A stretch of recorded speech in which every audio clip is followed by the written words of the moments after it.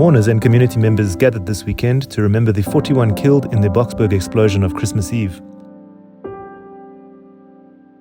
The explosion occurred when a fuel tanker carrying liquefied petroleum gas exploded after being wedged underneath a railway bridge in Boksburg.